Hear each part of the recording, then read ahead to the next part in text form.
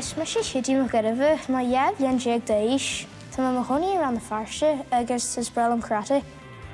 For me sé má James Braide le táiseat ar cleachtadh na bhí me chuig for my leor ar cleachtadh sa leorlan. Bhí me geirí a dhéanamh go hulk. Seatain é sin for Huidí Mac gur Rann cleachtadh an is a hála a gin casla agus sinna dá háisiime. Bhín rangan na dheabhar sa chatting agus carra tríar sa chatting agus bhí me cleachtadh sa bhála churbha aithne.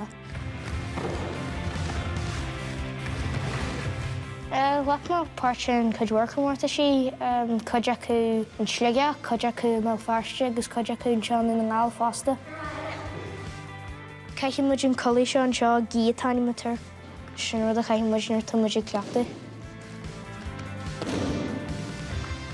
A dói nabran seán ná táisian tú gin bhilteáin, in sin tú go dtín dearg, in sin buí, in sin áraiste, glas, carcra, in sin tá donna bhaineann, i dairna don, tríthiú don, agus in sin dú, agus tá mise ar an tríthiú don.